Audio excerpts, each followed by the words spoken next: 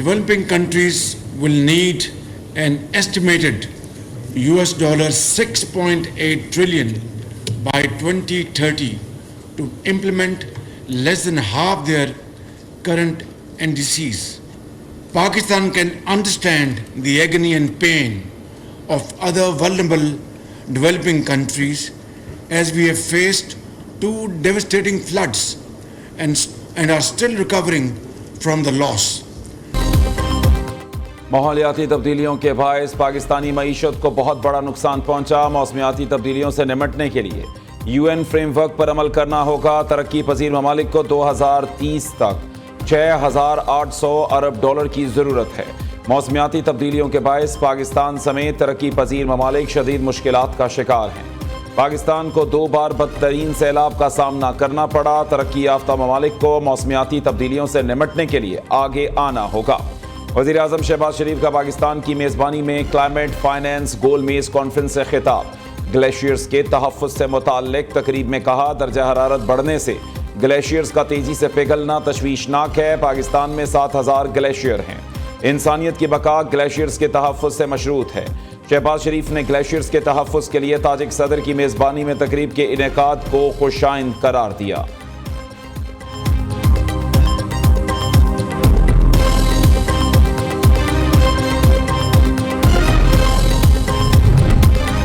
وزیر اعظم شہباز شریف کا 3 روزہ دورہ آذربائیجان. شہباز شریف کی مختلف ممالک کے سربراہوں سے ملاقاتیں.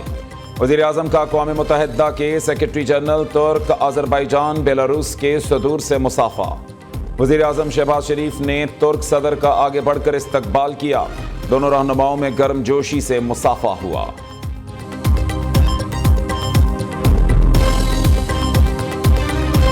بدتمیزی کا کلچر کی بنیاد ایک ایسی پارٹی نے رکھی ہے جو کہ پاکستان کے لیے بہت ہی افسوسناک ہے.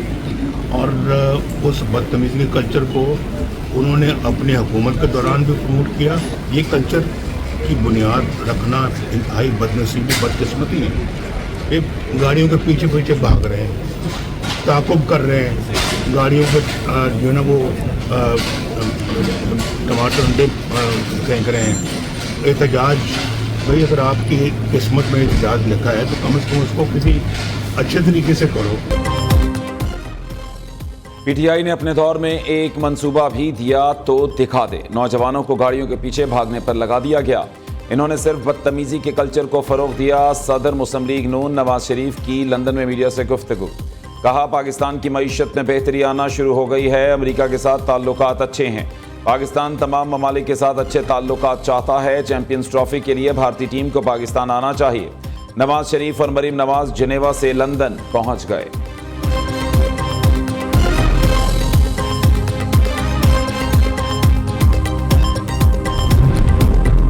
پنجاب میں اسموک کا مسئلہ ختم کرنے میں چند سال لگ جائیں گے. اسموک کا مسئلہ راتوں رات حل نہیں ہو سکتا, اس پر کام ہو رہا ہے. جلد نتائج سامنے آئیں گے. وزیر اعلیٰ پنجاب مریم نواز کی لندن میں میڈیا سے گفتگو. کہا 6 سال بعد اب دوبارہ پاکستان میں ترقی ہو رہی ہے, ملک آگے بڑھ رہا ہے.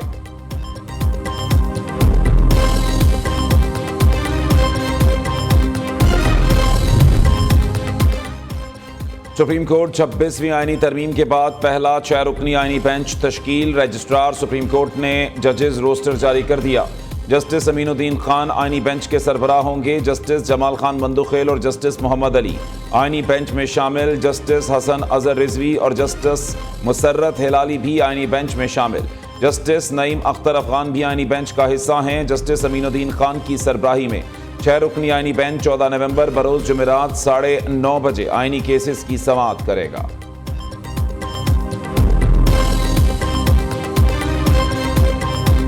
پشاور پولیس لائن مسجد میں خودکش دھماکہ ہوا تھا جس کے نتیجے میں 86 پولیس اہلکار شہید ہوئے تھے. مارچ 2023 میں ایک کامیابی حاصل کی جب ہم نے اس کا ایک اہم رکن اس زمانے میں گرفتار کیا, جس سے ہمیں اندازہ ہوا کہ اس کے پیچھے گینگ کون سا ملوث ہے. 17 مارچ 2023 کو ایک سہولت کار امتیاز عرف رشوہ کو گرفتار کیا اور وہ he was the back up suicide bomber in case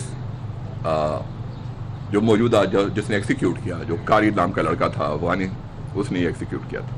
جنوری 2022 میں چرچ کے ایک پادری کو رنگ روڈ جمیل چوک میں ٹارگٹ کیا تھا. پشاور پولیس لائن خودکش حملے کا مرکزی سہولتکار گرفتار، دھماکے کا سہولتکار محمد ولی کے پی پولیس میں کانسٹیبل ہے۔ آئی جی خیبر پختونخوا پولیس اختر حیات کی پریس کانفرنس، کہتے ہیں پولیس کانسٹیبل محمد ولی نے خودکش بمباری کی سہولتکاری کی۔ گرفتار دہشت گرد کلدن تنظیم جماعت الاحرار سے 40,000 ماہانہ لیتا تھا۔ گرفتار پولیس اہلکار باڑے سے خودکش بمبار کو پشاور لایا تھا۔ محمد ولی پولیس کی پاک وردی میں چھپی ہوئی کالی بھیڑ ہے۔ ملزم کو افغان فورسز نے بھی گرفتار کیا تھا، طالبان نے چھڑایا۔ 17 مارچ کو ہمیں پتہ چل گیا تھا حملہ آور کون ہے۔ دھماکے میں 101 افراد شہید، 200 سے زائد زخمی ہوئے تھے۔ دہشت گرد محمد ولی کا پولیس لائنز میں خودکش حملے کی منصوبہ بندی کا اعتراف۔ دھماکے کے سہولتکار محمد ولی نے ویڈیو بیان میں کہا، پشاور پولیس لائن دھماکہ جماعت الاحرار کی منصوبہ بندی سے کیا۔ کلدم تنظیم کا ریکروٹمنٹ ایجنٹ جنید سے مل کر تمام منصوبہ بنایا۔ دھماکہ جماعت الاحرار کے کمانڈر خالد خراسانی کی شہادت کا بدلہ تھا۔ خودکش حملہ آور کو خود پولیس وردی پہنا کر پولیس لائن داخل کرایا تھا۔ دھماکہ ہونے پر جنید کو ٹیلی گرام پر پیغام بھیجا کہ حملہ کامیاب ہو گیا ہے۔ پولیس لائن خودکش حملہ کرانے پر مجھے 2 لاکھ روپے معاوضہ ملا۔ پولیس لائن حملے کے علاوہ بھی بہت سی دہشت گردانہ کارروائیاں کیں جن میں پولیس اور شہریوں کو قتل کیا۔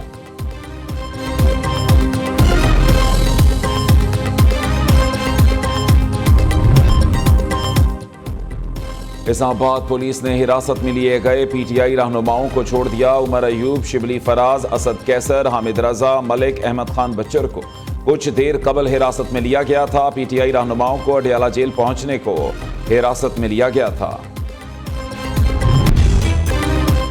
چیمپئنز ٹرافی پاکستان میں ہی ہوگی، ہائیبریڈ ماڈل قبول نہیں، پاکستان نے بھارتی انکار پر آئی سی سی کو بتا دیا۔ پاکستان کرکٹ بورڈ نے خط میں لکھا ہے، دیگر ٹیمیں پاکستان آ سکتی ہیں تو بھارت کو کیا مسئلہ ہے۔ خط میں بھارت سے پاکستان نہ آنے کی ٹھوس وجوہات پوچھی گئی ہیں۔ بھارت کے بغیر بھی پاکستان میں چیمپئنز ٹرافی کروا سکتے ہیں، بھارت کی جگہ کوئی اور ٹیم کو بھی بلوایا جا سکتا ہے۔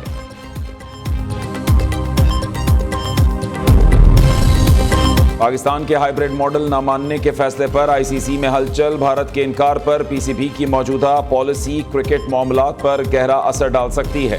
بھارت کو 2026 سے 2031 کے دوران 3 آئی سی سی ایونٹس کی میزبانی کرنی ہے۔ چیمپئنز ٹرافی میں پاک بھارت میچز نہ ہونے سے آئی سی سی کو آمدنی میں بھاری نقصان کا سامنا ہو سکتا ہے۔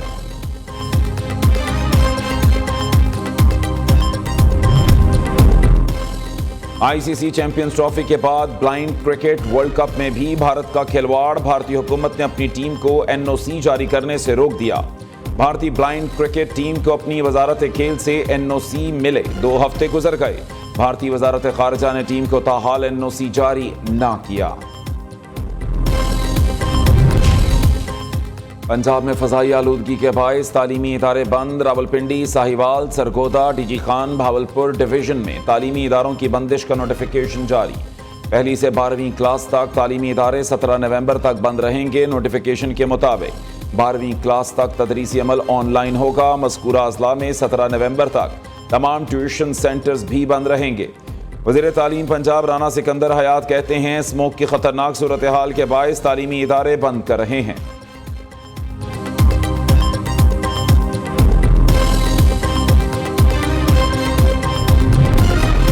پنجاب کے دفتروں کے 50% عملے کو آن لائن کام کرنے کا حکم، فیصلے کا اطلاق پنجاب کے تمام سرکاری، نیم سرکاری، خود مختار اداروں پر ہوگا۔ ڈی جی ماحولیات پنجاب ڈاکٹر عمران حامد نے تمام سیکرٹریز کو ہدایات جاری کر دیں۔ مراسلے کے مطابق 50% سٹاف گھروں سے کام کرنے کا پابند ہوگا۔ مختلف محکموں کے درمیان میٹنگز بھی آن لائن کرنا ہوں گی۔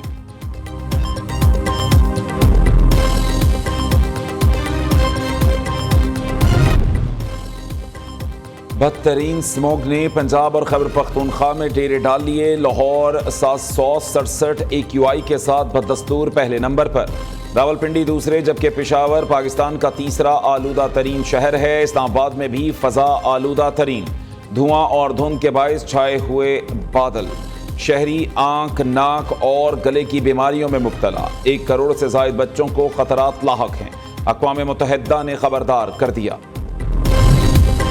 لاہور میں دھواں چھوڑنے والی گاڑیوں کے خلاف ریکارڈ کارروائیاں. ٹریفک پولیس نے 24 گھنٹوں میں 2200 سے زائد گاڑیوں کے 45 لاکھ کے جرمانے کر دیے. بغیر حفاظتی اقدامات چلنے والی 60 ٹریکٹر ٹرالیاں بھی مختلف تھانوں میں بند. لاہور میں 41 اینٹی اسموک سکواڈز تشکیل. داخلی و خارجی راستوں پر 12 ناکے بھی قائم. دھواں چھوڑنے والی گاڑیوں کو پہلی دفعہ 2000، دوسری مرتبہ 4000 کا جرمانہ ہوگا.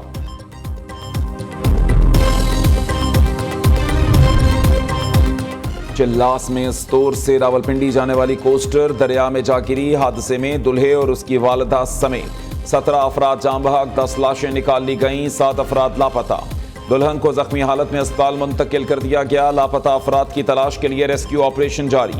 کوسٹر میں 25 افراد سوار تھے. 22 افراد کا تعلق استور اور 3 کا تعلق پنجاب کے علاقے چکوال سے ہے. صدر مملکت آصف علی زرداری، وزیر داخلہ محسن نقوی، گورنر اور وزیر اعلیٰ گلگت بلتستان کا حادثے پر اظہار افسوس.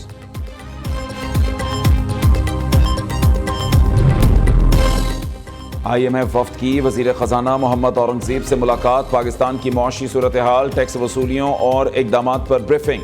فریقین کے درمیان بجٹ خساروں، توانائی، ریونیو اور قرضہ واپسی کے پلان پر بات چیت. IMF کو رواں مالی سال کی پہلی سہ ماہی بارے اہداف کا بتایا جا رہا ہے.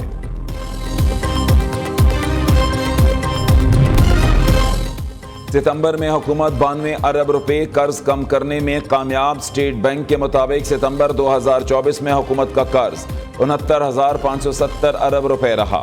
اگست میں حکومت کا قرض 70,362 ارب روپے تھا.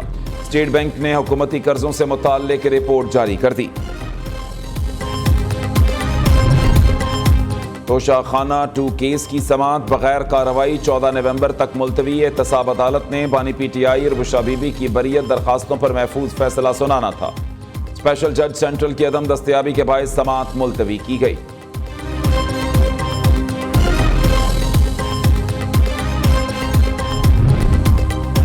نادرا سے 27 لاکھ پاکستانیوں کا ڈیٹا چوری ہونے کا معاملہ. آغا رفیع اللہ کا ذمہ داران کے خلاف تاحال کارروائی نہ کیے جانے کا انکشاف. کہا ڈیٹا لیک کرنے والے آج بھی نادرا میں بیٹھے ہیں. ڈیٹا لیک کرنے والوں کے خلاف کوئی کارروائی نہیں کی گئی. اسلام آباد تھانہ نون پولیس کی بڑی کارروائی. بین الصوبائی گروہ کے 2 ارکان گرفتار کر لیے. گرفتار ملزمان سے چھینے گئے لاکھوں روپے مالیت کے 3 موٹر سائیکل، موبائل فون، نقدی اور وارداتوں میں استعمال ہونے والا اسلحہ برآمد کیا گیا. ساہیوال میں کالعدم تحریک طالبان کے 2 دہشت گردوں کو 65 سال کی سزا. سیشن جج انسداد دہشت گردی عدالت ضیاء اللہ خان نے دہشت گرد عبدالرحمان کو 31 اور محمد طلحہ کو 34 سال سزا کا حکم سنایا. CGD نے تخریب کاری سے قبل دہشت گردوں کو دھماکہ خیز مواد سمیت گرفتار کیا تھا.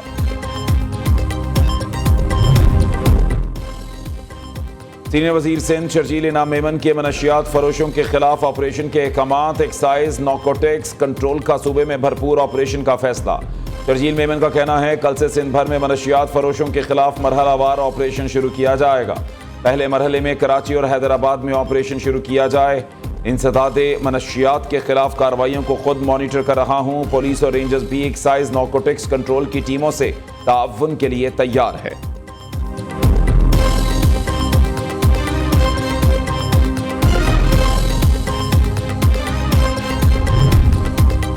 باکمال قومی ایئر لائن کا لاجواب کارنامہ. 100 سے زائد مسافروں کا سامان جدہ ایئرپورٹ پر چھوڑ آئی. مسافروں میں زیادہ تعداد عمرہ زائرین کی ہے. مسافروں کا وزیر اعظم اور وفاقی وزیر سے PIA کی نااہلی کا نوٹس لینے کا مطالبہ.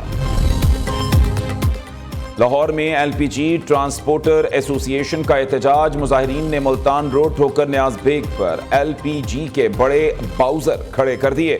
مظاہرین کا نیشنل ہائی وے پولیس کی جانب سے ناجائز چالان بند کرنے کا مطالبہ.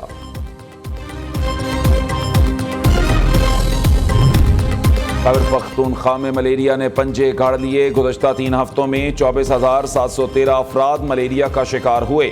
محکمہ صحت کے مطابق لوئر دیر، شانگلہ، چارسدہ، بنو، لکی مروت، ٹانک اور DI خان ملیر کے لحاظ سے حساس ثابت ہو رہے ہیں.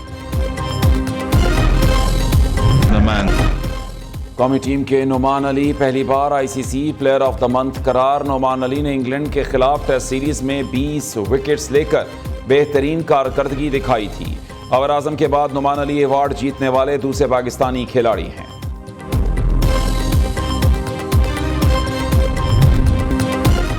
اسلام آباد میں 10 روزہ لوک میلے کی رونقیں جاری. میلے میں چاروں صوبوں کی ثقافت کے رنگ نمایاں. شہریوں کی بڑی تعداد کھینچی چلی آئی. میلے میں شہری خواتین کا سٹالز پر رش. تمام صوبوں کے شہری اپنی ثقافتی رنگوں میں نظر آ رہے ہیں.